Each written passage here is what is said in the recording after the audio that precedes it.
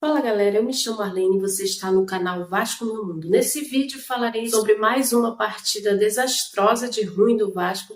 Falarei também sobre mais um fiasco do senhor Marcelo Santana, para quem não conhece, nosso diretor de futebol, e do nosso Cria GB. Roda a vinheta e vamos direto ao ponto.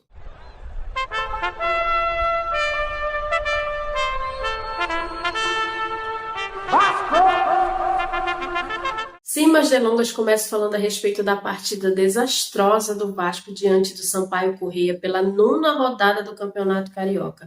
Deixa eu ver por onde começar. Onde vamos parar com tamanha incompetência e amadorismo da diretoria do Vasco? Me diz. Essa é a pergunta que muitos vascaínos, assim como eu, estão se fazendo. Onde vamos parar com esse time medíocre que montaram para disputar Carioca, Brasileiro, Copa Sul-Americana e Copa do Brasil? É assustador o que vimos na partida de ontem. É assustador ver o Vasco tomando sufoco de times de menos expressão em um campeonato que há muito tempo é considerado fraco, de várzea, né, praticamente. Um Vasco que não ataca, que só toca para trás, que não assusta ninguém. Um bando em campo, os caras sem vontade, a zaga continua fazendo lambança, jogo a jogo. João Vitor tá errando muito, deixando a desejar demais, eu não sei o que aconteceu com ele, né? O Lucas Oliveira parece jogador de bairro, os erros bobos que não dá para entender. Verratti isolado, como sempre, né? Sozinho lá na frente, fica correndo igual barata tonta, querendo a bola, chega a dar pena dele. Dois jogadores que eu tenho pena no meio desse elenco medíocre é Léo Jardim e Verratti. E o Payet? Tem tempo que não vem jogando nada no Vasco. Tem tempo. E o melhorzinho, no meu ver, é o Paulo Henrique, né? Que ainda tenta jogar bola no meio de tanta gente sem vontade. Nós, torcedores, estamos começando a nos apavorar, sinceramente, por tudo de ruim que já passamos. A nossa boa vontade já não existe mais e com toda razão. Nós temos razão de cobrar, de reclamar, porque o Vasco só está de pé ainda por nossa causa, pela nossa força. Ano após ano, a mesma coisa, os mesmos erros. Até quando? Me diz. O time segue sem pontas, sem reserva para o Verratti, com uma zaga cheia de deficiência. É assustador. E já vamos começar o brasileiro pressionados, presta atenção, com um clima pesado, tenso. Como que trabalha assim, em um ambiente tenso com a corda no pescoço? Me diz aí. Tudo no Vasco é sem previsão, sem respostas para nós torcedores. A reforma de São Januário, por exemplo, ninguém fala nada. A reforma do CT piorou. A venda da SAF, só sabemos que o Pedrinho falou que não tem proposta nenhuma. Ou seja, não tem luz no fim do túnel ainda para fazer nós torcedores aliviar mais nossos corações. Não temos previsão e resposta de nada. A única coisa previsível no Vasco, que é gritante por sinal, é a incompetência de quem está no poder. Seja lá quem for, são tudo incompetentes. O Vasco não é casa de caridade para colocar só amigos para trabalhar lá, mas pelo visto, né, virou. Onde só os amigos podem trabalhar lá. Tem que ter gente que saiba trabalhar e que tenha o mínimo de competência para tal. A situação do Vasco está cada vez mais preocupante, minha gente. Está preocupante. Nada garante que vamos pontuar nos 2 clássicos que temos pela frente. Com esse futebol aí, como podemos achar que vamos ganhar do Flamengo e Botafogo? Deixa aí nos comentários. É apertar os cintos e preparar o psicológico, que teremos fortes emoções nesses 2 jogos. Sabe por quê? Fazem tudo errado no Vasco. Que jogo ruim que o Vasco fez contra o Sampaio Corrêa, jogo feio, digno do Campeonato Carioca.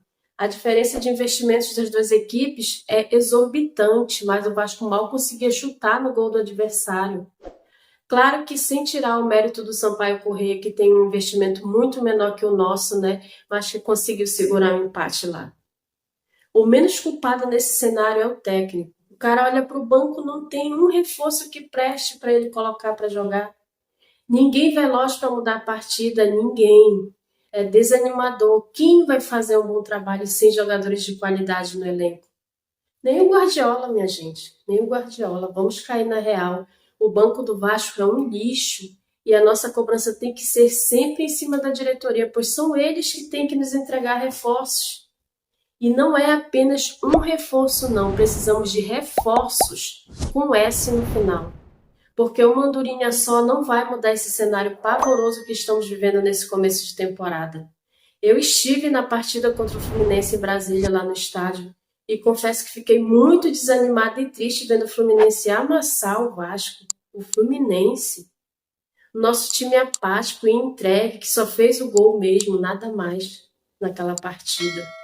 O mais prejudicado nisso tudo é o torcedor, que é quem de fato ama o clube de verdade. A gente não merece ver o que estamos vendo nesse campeonato. A gente não merece ter que presenciar essa vergonha.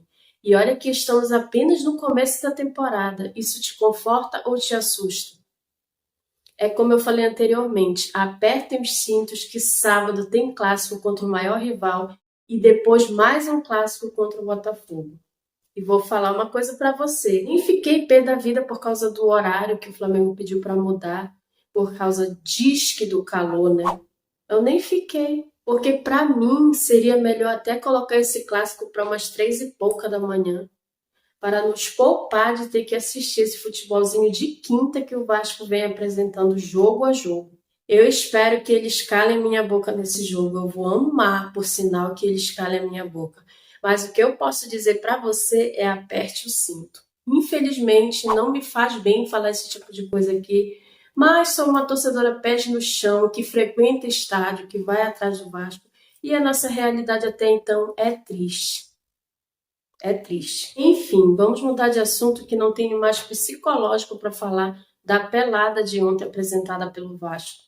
Acho que nem você tem para ouvir, né? Agora, mais uma outra notícia do giro de hoje para você é sobre a venda do GB para o Fenerbahçe, da Turquia. De acordo com a imprensa turca, o GB não foi aprovado nos exames médicos por uma lesão na perna direita. Mais incompetência, né? Para você acompanhar. O atacante precisaria de uma cirurgia e uma recuperação de 8 a 10 meses. E segundo a Aline Nastari, o negócio envolvendo o GB melou mesmo e o atacante volta para o Vasco. O Fenerbahçe desistiu da operação após detectarem um problema na perna direita do jogador. Internamente, o Vasco entendia, veja só, a gravidade disso, e não se tratava de um caso cirúrgico. Como assim, gente? No entanto, os turcos acreditam ser necessária uma intervenção médica, pois apenas parte do ligamento está sustentável. A informação foi divulgada primeiro pela imprensa turca e confirmada agora aqui no Brasil. O Marcelo Santana não tirou a bunda do sofá para ir até o Bruma fechar o contrato, mas tirou para ir entregar o GB de bandeja para o Fenerbahçe e ainda contundido, né? Sendo que o ataque é uma posição super carente no Vasco também. É suco de muita burrice e incompetência, meus amigos. Jesus amado. Até quando nós vamos ter que aguentar o Marcelo Santana? Até quando nós vamos ter que aguentar toda essa situação? A gente chega até a ficar desesperado para vender logo a SAF, sabe? Vende, vende. Só não pode ficar como tá. A situação do Vasco tá crítica no Campeonato Carioca. Não é parâmetro para nada, só é parâmetro para a gente ver o quão ruim o Vasco tá.